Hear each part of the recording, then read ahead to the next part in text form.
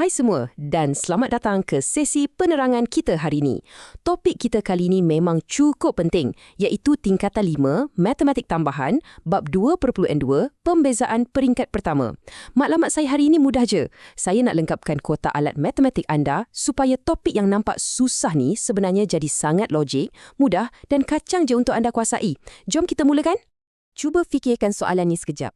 Kalau kita ada satu garis lurus, nak cari kecerunan dia memang senang kan? Tapi, macam mana pula kalau kita berdepan dengan lengkung dan kita nak cari kecerunan pada satu titik yang spesifik? Lengkung ni arah dia sentiasa berubah-ubah. Kat sinilah teknik pembezaan atau lebih tepat lagi pembezaan peringkat pertama bertindak sebagai senjata rahsia kita. Ia memang dicipta khas untuk selesaikan misteri matematik yang satu ni. Okey, sebelum kita selami teknik-tekniknya, cuba tengok dokumen ni. Ini adalah petikan terlus dari Sukatan Pelajaran Rasmi KSSM Matematik Tambahan tingkatan 5. Saya tunjuk ni supaya anda nampak dengan jelas apa sebenarnya standard yang kita nak takluki hari ini. Jadi, semuanya berpandukan silibus yang sah dan maklumat kita memang sangat jelas. Jadi, ini dia plan perjalanan kita. Kita akan mula dengan pengenalan terbitan pertama, kemudian rumus asas pembezaan, pembezaan fungsi algebra, lepas tu kita masuk bab yang lebih mencabar sikit, iaitu menguasai petua rantai, aplikasi petua hasil darab dan akhir sekali, aplikasi petua hasil bahagi. Okey, mari kita terus masuk ke bahagian pertama, pengenalan terbitan pertama. Benda paling utama yang kita kena faham dulu ialah bahasa kalkulus tu sendiri. Bila anda buka buku teks, anda mesti selalu jumpa simbol-simbol macam F tanda X, dy per dx atau d per dx. Mula-mula tengok memang rasa macam menakutkan sikit kan? Tapi percayalah, tak ada apa yang perlu ditakutkan. Semua tata tanda ni sebenarnya membawa maksud yang sama, iaitu arahan mudah. Tolong carikan fungsi kecerunan untuk ungkapan ni. Nampak je kompleks, tapi ia cuma singkatan matematik. Seterusnya, kita beralih ke bahagian kedua, rumus asas pembezaan. Kat sini terletaknya rahsia paling besar. Kalau anda ada fungsi y sama dengan a, x kuasa n, apa langkah kita? Ini adalah alat asas yang paling penting yang wajib ada dalam kepala. Caranya sangat mudah, ingat dua langkah ni. Pertama, ambil nilai kuasa tu, bawa turun ke depan dan darabkan. Langkah kedua, tengok balik nilai kuasa asal tadi dan tolak dengan 1. Itu je. Bawa turun untuk darab, lepas tu tolak 1 pada kuasa.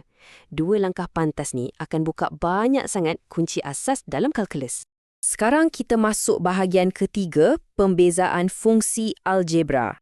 Bila kita jumpa ekspresi yang panjang, yang ada tambah dan tolak, kita cuma perlu buat dua langkah asas tadi, satu persatu untuk setiap sebutan. Tapi apa yang lagi menarik, kalau anda tengok senarai rumus peperiksaan SPM kad bahagian kalkulus, peperiksaan sebenarnya dah bagi siap-siap rumus yang susah.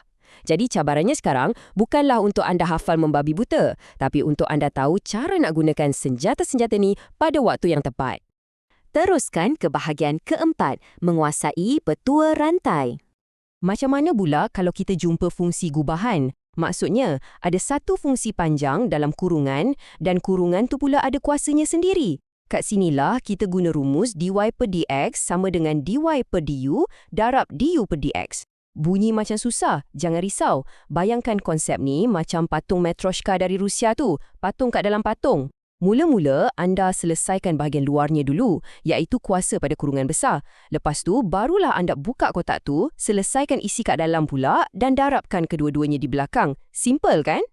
Kita masuk ke cabaran seterusnya, bahagian kelima, aplikasi petua hasil darab. Senario ni akan muncul bila anda nampak dua ungkapan algebra mendarab antara satu sama lain. Anggap petua ni macam satu power up baru untuk anda. Kita jadikan ungkapan pertama sebagai U dan yang kedua sebagai V. Kemudian cari hasil beza untuk kedua-duanya secara berasingan di tepi kertas. Bila nak gabungkan, perhatikan corak silangnya yang cantik ni. Salin U darab terbitan V tambah salin V darab terbitan U. Dia menyilang dengan sangat kemas dan sentiasa diikat kukuh dengan simbol tambah. Akhir sekali untuk petua-petua kita. Bahagian 6, aplikasi petua hasil bahagi.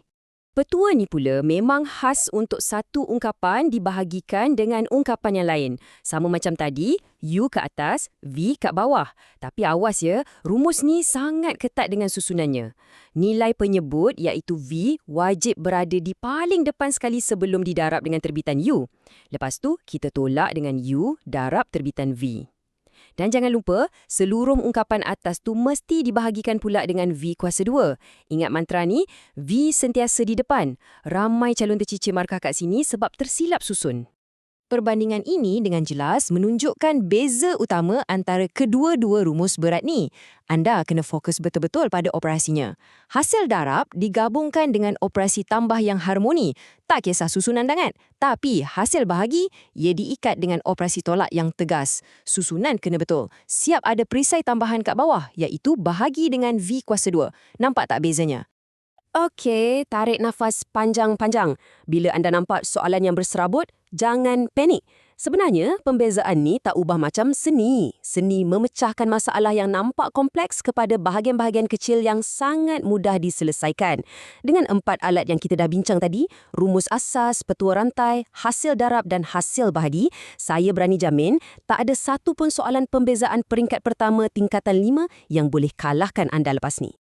Bila anda duduk dalam Dewan Peperiksaan nanti, nak jawab soalan ungkapan dy per dx ni bukan mengharapkan nasib tau. Ia bergantung sepenuhnya pada ketelitian anda mengecam soalan. Bila baca je soalan, tanya diri sendiri, perlu guna petua asas ke, hasil darab atau petua rantai? Bila dah tahu, capai alat yang betul dari kotak alat minda anda dan mulakan jalan kira langkah demi langkah macam yang kita belajar tadi. Tak sangka, kita dah pun sampai ke penghujung sesi. Sekarang, anda dah pegang kunci penuh untuk kuasai pembezaan peringkat pertama. Tapi, saya nak tinggalkan anda dengan satu soalan misteri untuk difikirkan. Apa agaknya yang akan jadi kalau lepas anda dah dapat jawapan dy per dx tu, anda buat operasi pembezaan ke atasnya buat kali kedua? Jawapannya menanti anda dalam sesi penerangan kita yang seterusnya, iaitu pembezaan peringkat kedua. Teruskan mengasah kemahiran anda, kekalkan semangat tu dan kita jumpa lagi.